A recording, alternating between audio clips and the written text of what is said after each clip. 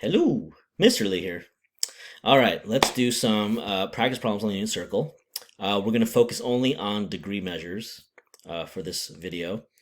And then for the next video, I'll add in radians. Okay, so some basic knowledge of the unit circle. We're starting your angle measures from the positive x-axis. You're going counterclockwise around, right? So if you start at the positive x-axis, a quarter turn is 90 to 180 to 270, and then to a full revolution 360. So it's not labeled as 0 here, but we can start at 0 here. We know a full revolution gets you back to 360. Okay. So the biggest thing with this unit circle is actually let's also talk about where the word unit comes from. Okay. So unit comes from the fact that this circle has a radius of 1 unit. Okay. 1 unit circle or a unit circle. So even if I choose this length, which is a radius, that's going to be a length of 1. Okay, so the way these numbers work out is, let me give you an example. We can actually draw a triangle here. Okay, let me do this real quick. I can draw a triangle for any angle measure. Right? If I drop down a perpendicular line to the x-axis, right? That then gives me 2 lengths, right? From the origin, this is going to be the x length and the y length, also known as your x coordinate, y coordinate, if you're labeling a point, right? So this should be a length of √3/2, and then this will be a length of 1/2.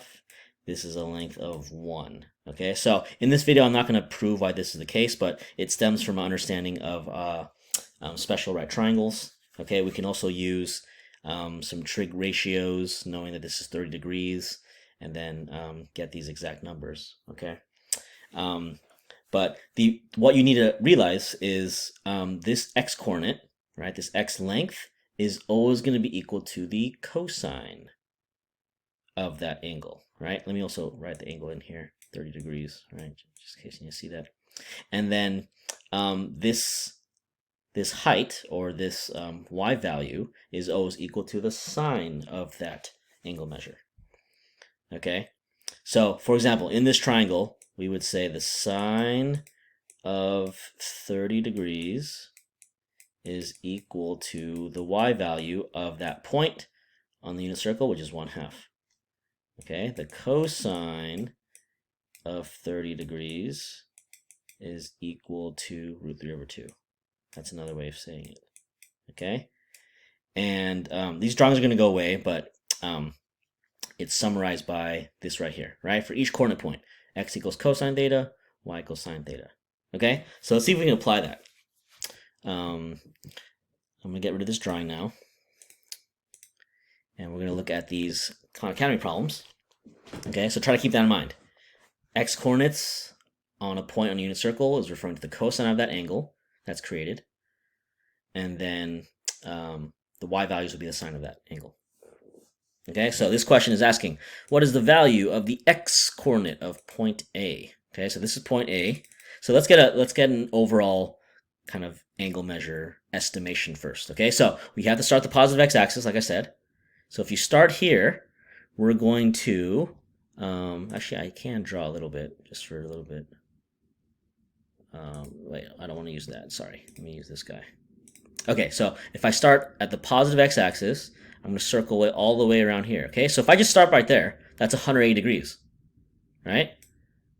And then I'm going to add this extra 50 degrees.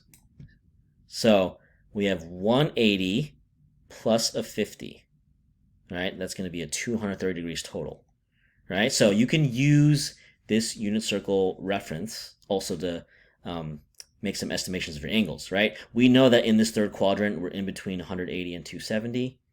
So this angle as a total, starting from the positive x-axis, should be in between 180 and 270. Okay, this 50-degree angle is just referring to this acute angle to the x-axis, right? So if you're using angle addition, we're doing 180 plus 50, right? So that's 230. Okay, so already if we look at our answer choices, it's probably going to be either E or F. Okay?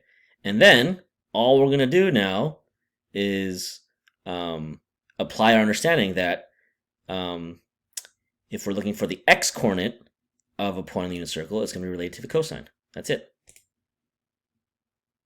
Okay, if they ask for the y-coordinate of point A, we would use the sine. Okay, so you can visualize this as going x comma y. Okay, cosine theta, which is another word of saying cosine 230 at this point, and then sine of 230. Okay, we wanted the x-coordinate, so the answer is cosine 230. Let's do a couple more here. Which of the coordinates is equal to sine of 310 degrees? Okay, well, we can figure out that 310 has to be in the fourth quadrant, right? I like to kind of work with my quarters first, right? So in between 270 and 360, that's where 310 should be. The only angle that's there is C, or the only point that's there is C, right? So angle A is about, 60 degrees or so, right? And then I go to 90, I go to 180. Angle B, or point B, I should say, point A and point B. Point B will be at an angle of about, maybe like 200 something degrees, 210 maybe. 200, okay? And then once you get to 270, 3/4 here, and then your C will be at the 310, okay? Okay, so now it's asking which of the coordinates is equal to sine of 310. So your sine of an angle on the unit circle is related to the y-coordinate. So we want the y-coordinate of C, that's it. Right? We know that 310 degrees is referring to this position. They're asking for the sine of that angle, so it's the y-coordinate of point C. Okay. Next problem. So I think there's a little bit of interaction here. For each point on the unit circle, select the angle that corresponds to it. So click each dot on the image to select an answer. Okay, so let's just go in alphabetical order. It's just asking for the angle measure. Okay, so there's no way to know it exactly, but that's why it's multiple choice. But there's only one that makes sense in terms of like a good estimation or a good guess. Okay, so let's start from the positive x-axis again. This is 90 degrees, 1/4.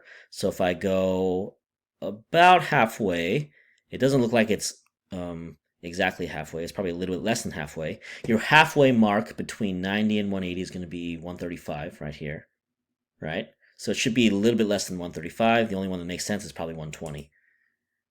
All right, let me go a little slower. Okay, 120.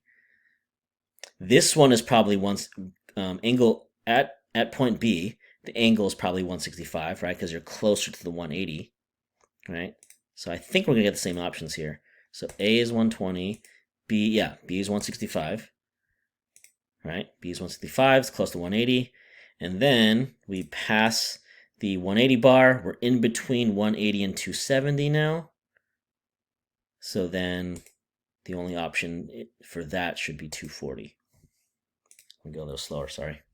Okay, 240 there. So keep referencing your kind of study guide here. You're going to be given this this unit circle when you do your retake. Okay. This video is getting a little bit lengthy, but again, use what you need to. Okay, I'm going to finish off this last question here. So, what is the value of the x-coordinate of point A? Okay, so they show us this 0 degrees. So we're already on the positive x-axis, right? So either you're thinking 0 degrees or 360. You're probably going to think 0. Okay, so what is the x-coordinate of point A? X-coordinates are referring to your cosine. So we used to think of it as the cosine of 0. That's it. Right? If they asked for the y-coordinate of point A, then we would use the sine of 0. Okay, so take your time with this, rewind if you need to. Try those practice problems.